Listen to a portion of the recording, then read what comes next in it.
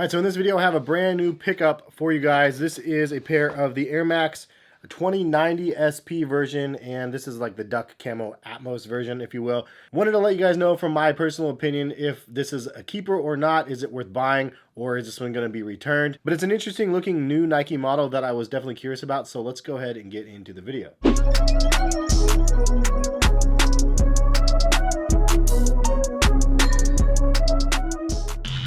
What is going on, guys? Hess here, collectivekicks.com. If you guys would like to shop this week's top sneaker deals that I try to curate for you guys, check the link in the description, and happy shopping. There actually hasn't been too much this week, but hopefully I'll have some more deals out there that I'll be posting. The last 2 weeks have been crazy, so I expect to see more of that hopefully pretty soon. So check back on the site for any sneaker deals.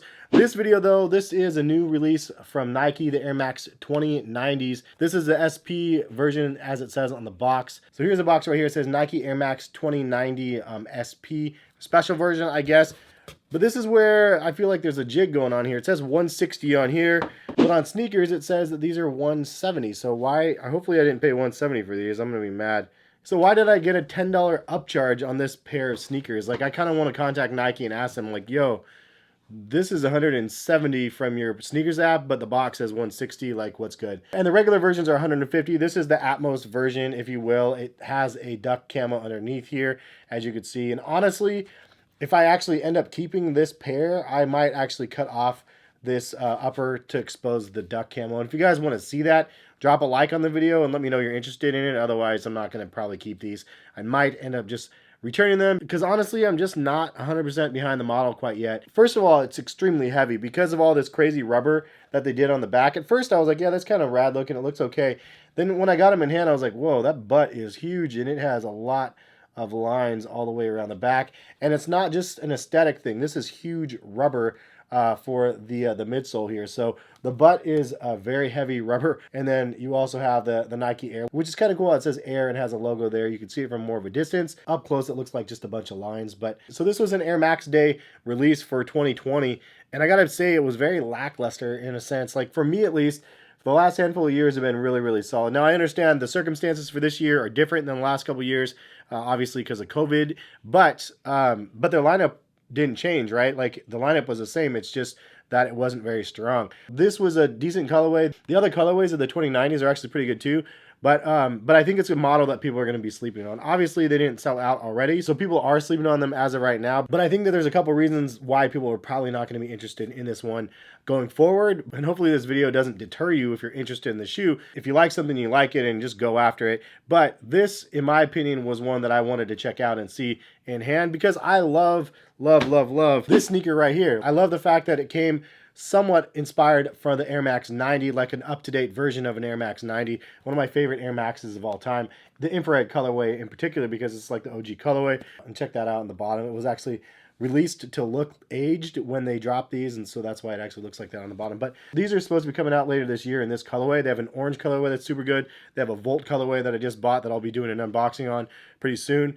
Absolutely love this model. So I was thinking, cool, updated version. Let's get these in hand and see what is updated about it. What is like the new futuristic vibe version of it. But the reality is, like, I look at this and I look at this and I don't see a lot of similarities. In fact, I see a lot more similarities to this shoe right here, which is one that we have seen quite a bit in recent times, the Air Max 270s.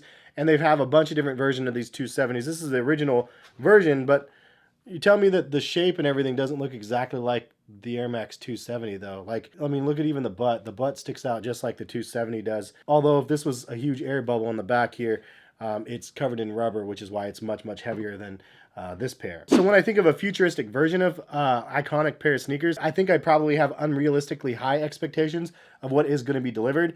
And at first glance, I was like, it's kind of cool. But then when you get them in hand, I was like, oh yeah, this feels more like a 270. But to dig into these a little bit more, straight from Nike Sneakers app, it says that these are using the DNA of the iconic Air Max 90 as a blueprint. The Air Max 2090 blends the Air Max with forward-thinking design elements to create a groundbreaking statement. This lush colorway of an innovative silhouette pays homage to a renowned edition of its ancestors by blending glowing hues with jungle-inspired vibes. On the upper, the lightweight mesh masks an underlying layer of muted duck camo. Energetic accents of the infrared on the tongue, outsole, quarter panel, and heel contrast with clean hits of white on the laces and sole. And a vintage hang tag _stylish deep roots. So that's kind of what they say about these in a nutshell. They talk more about the colorway specific of the Atmos and the jungle and the vibrant pops on the shoe. And ultimately, I really like the colorway. It does have a lot of vibrant look to the shoe because of the neon sort of colors and then the blacks and stuff. I mean, I think that overall execution, the colorways have been great. But there's only a couple things about the sneaker that really remind me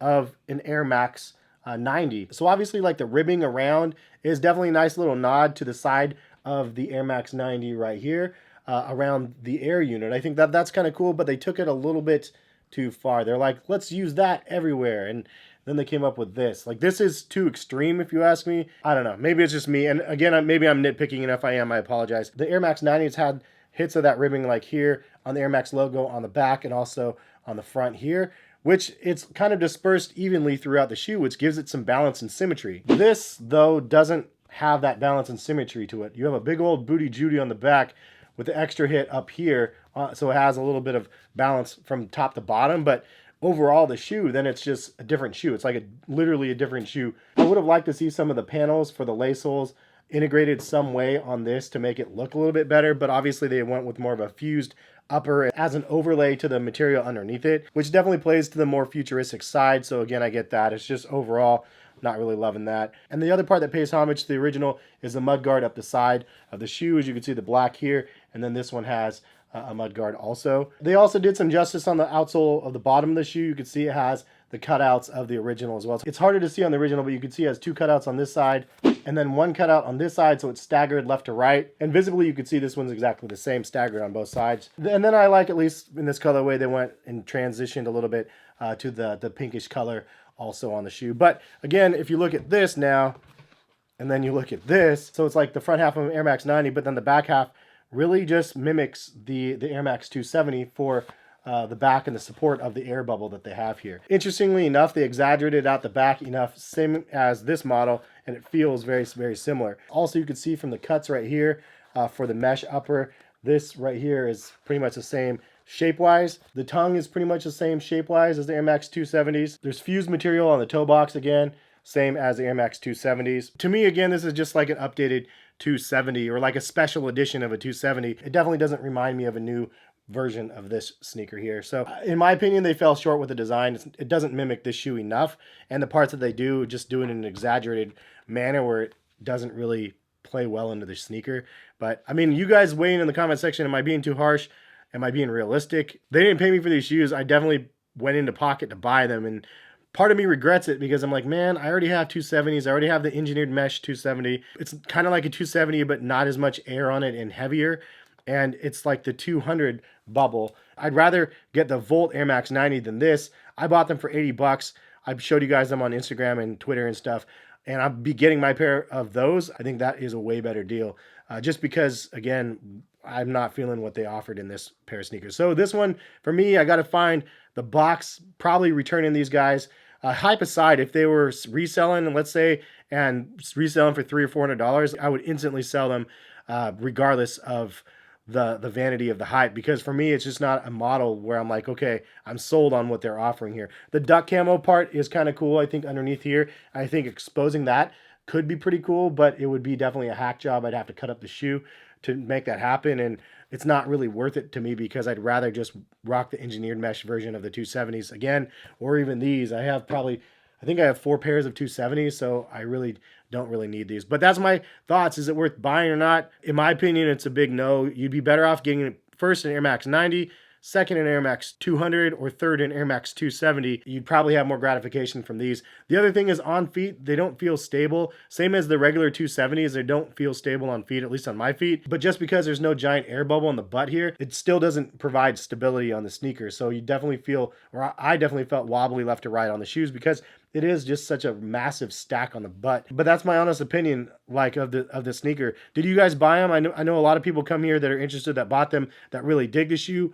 Totally cool. And if you guys like the shoe and you like the look and everything else, then leave a comment and let other people know why and what you like about the shoe. But for somebody like myself, as a massive collector that really dabbles and tries everything on the market, the 200s, the 270s, the 720s, the Air Max 90s, like everything that comes out, this is like an unnecessary one for me. If this is the one you have and you haven't tried any of the other ones, and you like this one because of the look, then totally 100% makes sense.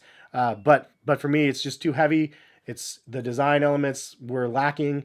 And again, I have probably artificially high expectations because of how much I really love this sneaker right here. So that's my thoughts. What do you guys think? Again, drop a comment in the comment section. If you guys like the video and the honesty of the review, drop a like on the video. If you guys would like to subscribe to my channel, feel free to do so. It is free, obviously. And then hit the notification bell if you want to be notified of when these videos finally go live. Much appreciated when you guys actually do something like that, because it lets me know that you guys are interested when the videos are posted. But anyway, if you guys want to follow my Instagram or my Twitter, it is always in the description as well. You just have to scroll down a little bit. Have a good rest of the day. Hopefully you guys are staying safe out there, and we'll see you guys for some more videos very soon. Peace, guys.